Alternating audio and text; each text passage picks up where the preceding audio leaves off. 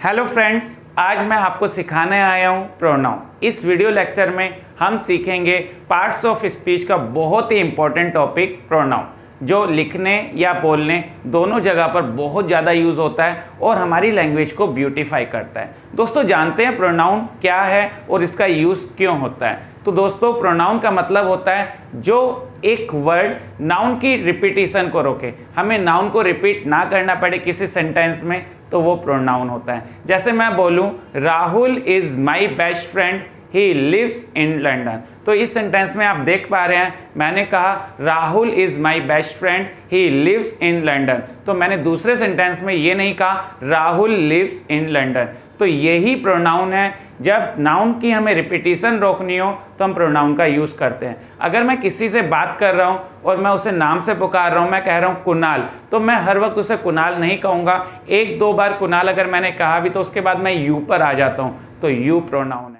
तो दोस्तों देखिए, जैसे मैं अपने लिए बोलूं मोहित विल टीच यू दिस, तो हर वक्त मैं मोहित नहीं बोलूँगा, मैं उसके बाद क्या बोलूँगा? I will teach you this. तो आई भी प्रोनाउन है। तो इसी तरीके से I, you, we, they, he, she सब ये प्रोनाउन है। इनके यूज़ कैसे होते हैं वो हम सीखेंगे। कुछ एडवांस यूजेस भी होंगे यहाँ पर, everyone, no one, it, this, that, those, ये सब भी हम सीखेंगे। चलो स्टार्ट करते हैं नाउन प्रोनाउन को उसकी डेफिनेशन से। तो इसकी डेफिनेशन दोस्तों है, a pronoun is a word used in place of a noun. एक वर्ड जो नाउन की जगह पर यूज होगा वो प्रोनाउन होगा, और एक बार नाउन जब ऑलरेडी आ जाता है तो उसके लिए हम जनरली प्रोनाउन का यूज़ करते हैं। जब आप एक बार राहुल बोल दोगे तो उसके लिए आप ही यूज़ करोगे, जब एक बार आप रितिका बोल दोगे तो उसके लिए शी यूज़ करोगे। डायरेक्ट यूज़ करना अच्छा नहीं रहता।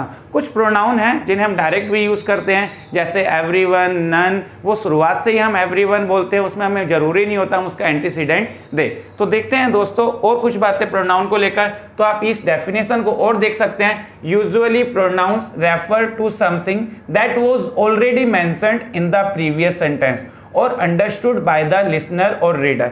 अगर कोई ऐसा नाउन जिसे ऑलरेडी हमारे लिसनर या रीडर अंडरस्टैंड कर चुके हैं तो उसके लिए हम प्रोनाउन यूज करते हैं, या जिसे हम ऑलरेडी मेंशन कर चुके हैं। They are very useful words because when you use them you do not need to repeat nouns all the time. तो यही बात मैं आपको बताता आ रहा हूँ कि जब आप प्रोनाउन लगाते हैं तो आपको नाउन्स को रिपीट करने की ज़रूरत नहीं होती। तो दोस्तों आगे और सेंटेंसेस देखते हैं यहाँ पर। जैसे हम देखेंगे यहाँ पर, अगर मैंने लिखा राहुल इज़ ए स्टूडेंट, तो उसके बाद जब मैं राहुल को दोबारा बोलना चाहूँगा, राहुल का दोबारा यूज़ करना चाहूँगा, तो मैं क्या लिखूँगा? He is very smart. तो दोस्तों मैंने जो ये ही वर्ड यूज़ किया है राहुल के लिए, ये ही प्रोनाउन है। तो बस अब आपको क्या करना है, हर वर्ड प्रोनाउन का सीखना है जो किसी भी नाउन के लिए यूज़ होता है। सिंगुलर और प्लूरल में किस तरीके से यूज़ होता है आज हम वो देखेंगे, और अगली वीडियोस में फिर हम काइंड्स को देखना शुरू करेंगे। तो दोस्तों देखते हैं प्रोनाउन सिंगुलर के केसेस में कैसे कैसे यूज़ होता है। तो इस बार हम सारे सिंगुलर केसेस सीखेंगे। तो चलिए देखते हैं सिंगुलर में हम प्रोनाउन को कैसे यूज़ करेंगे। तो यहाँ दोस्तों आप देख पा रहे हैं, Kunal is a teacher, he is hard working. तो कुणाल एक लड़का है और उसके लिए हमने क्या लगाया? ही। तो आप यहाँ पर देख सकते हैं मैन या बॉय के लिए ही लगेगा कब? जब केस आपका सिंगुलर होगा। तो मैन या बॉय मीन्स मेल के लिए आपने क्या वर्ड लगाया? ही। आगे देखते हैं, Sunita is a girl, she is very beautiful. तो सुनीता लड़की है, तो आप देख सकते हैं वुमेन के लिए हम क्या लगाएंगे? शी सिंगुलर में। तो सिंगुलर में आप देखेंगे दोस्तों केसेस अलग अलग होंगे। लड़के के लिए ही, लड़की के लिए शी, यानी कि पर्सन के लिए ही और शी हमने यहाँ पर लगाया। अगला सेंटेंस देख सकते हैं, Monu has a car, it is very big. तो यहाँ पर हमारे पास वर्ड आया car. Car means non living. तो अगर कोई चीज़ नॉन लिविंग है और वो थिंग है तो उसके लिए हम क्या लगाएंगे? इट। कब? जब हम उसको सिंगुलर केस में बात कर रहे होंगे। तो नॉन लिविंग के लिए हमने दोस्तों क्या लगाया? इट लगाया। अब अगला सेंटेंस देखते हैं, I have a dog. Dog means animal. अगर कोई एनिमल है और वो भी सिंगुलर में है तो उसके लिए भी हम इट लगाएंगे। तो यहाँ पर हमने क्या लगाया? इट। तो बहुत अच्छे से आप क्लियर कर पा रहे हैं तीन तरह से हम चीज़ों को डिवाइड करते हैं, एक पर्सन और एक एनिमल और एक थिंग। पर्सन में बॉय और गर्ल को हमने ही और सी में डिवाइड किया, और फिर आपने देखा थिंग और एनिमल दोनों के साथ सिंगुलर केस में क्या लगा रहे हैं हम, इट लगा रहे हैं। दोस्तों अगला केस देखते हैं, I saw a child there it was crying bitterly.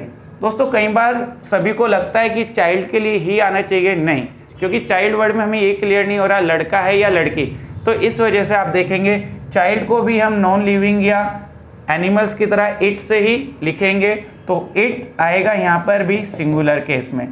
तो दोस्तों ये थे सिंगुलर प्रोनाउन के सभी केसेस कि एनिमल्स के लिए इट जब वो सिंगुलर में हो, थिंग्स के लिए इट जब वो सिंगुलर में हो, और पर्सन के लिए, बॉय के लिए ही और गर्ल के लिए शी, और चाइल्ड ऐसा कोई स्पेशल वर्ड होगा तो उसके साथ भी इट। और भी वर्ड्स मैं आपको आने वाली वीडियोस में बताऊंगा। तो दोस्तों प्लूरल तो बहुत ही ज़्यादा आसान है। क्यों आसान है? क्योंकि आपको यहाँ पर एक ही वर्ड याद रखना है और वो है दे। सिंगुलर की तरह नहीं है, ही शी इट, अलग अलग वर्ड्स यूज़ करने हैं। चाहे एनिमल हो, चाहे पर्सन हो, चाहे थिंग हो, कुछ भी हो, अगर वो प्लूरल में है तो एक ही वर्ड यूज़ करना है दे। यहाँ ही शी इट आपको याद नहीं रखने। सिंगुलर में हम सीख चुके हैं, पर्सन के लिए अलग अलग वर्ड हैं दो, ही लड़के के लिए, शी लड़की के लिए, और इट नॉन लिविंग थिंग्स के लिए और एनिमल्स के लिए, ये हमने सीखा। मगर दे में हमें कुछ नया नहीं सीखना है, सिर्फ एक बात याद रखनी है, एक वर्ड दे, चाहे कुछ भी हो, एनिमल, पर्सन या thing.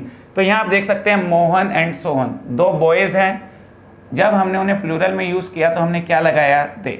Mohan and Sohan are best friends, they help each other. तो मोहन एंड सोहन दोनों के लिए दे लगा। अगले में देखो हमने तीन गर्ल्स ली है, यानी कि गर्ल्स के लिए वहाँ अलग वर्ड था ही और शी, मगर यहाँ ऐसा कुछ नहीं है। I teach 3 girls they are very intelligent.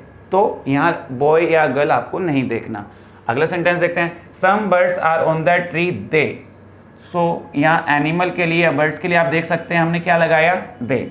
अगला सेंटेंस देखिए, I have some dogs they are very smart. तो एक ही वर्ड आपको याद रखना है प्लूरल केस में, दे। या एक दो सेंटेंसेस और आप देख सकते हैं, आई हैव सम बुक्स, तो बुक्स मीन थिंग आ गई, तो थिंग के लिए भी क्या लगेगा, दे। तो आप कैसे बोलेंगे, I have some books they are very nice, तो यहाँ पर फिर से हमने दे लगाया।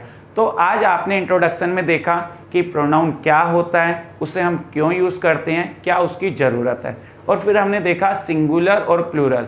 हमने जनरली उनके यूजेस को जाना कि सिंगुलर में कैसे यूज़ होता है और प्लूरल में कैसे होता है। सिंगुलर थोड़ा आपको 3 वर्ड्स याद रखने होंगे, अलग अलग तरीके से कैसे यूज़ होंगे, मगर प्लूरल में वो बहुत ज़्यादा आसान है, सिर्फ एक वर्ड याद रखना आपको दे। तो देखते हैं आने वाले लेक्चर्स में हम कौन से काइंड्स सीखेंगे। हमारे पास 10 काइंड्स होंगे जो आने वाली वीडियोज़ में आपको सिखाए जाएंगे। तो ये 10 के 10 काइंड्स एक बार आप देख लीजिए, personal pronouns, reflexive pronouns, emphatic pronouns, relative pronouns, demonstrative, reciprocal, interrogative, distributive, indefinite और एक्सक्लेमेटरी। बहुत मज़ा आने वाला है और इंग्लिश बहुत ज़्यादा इंप्रूव होने वाली है जैसे ही आपको ये 10 प्रोनाउंस आ जाएंगे। इन्हें एक बेसिक से हम एडवांस लेवल की तरफ लेकर जाएंगे जिससे आपको यूजेस में आसानी हो, बोलने या लिखने में आपको इसका फ़ायदा मिले।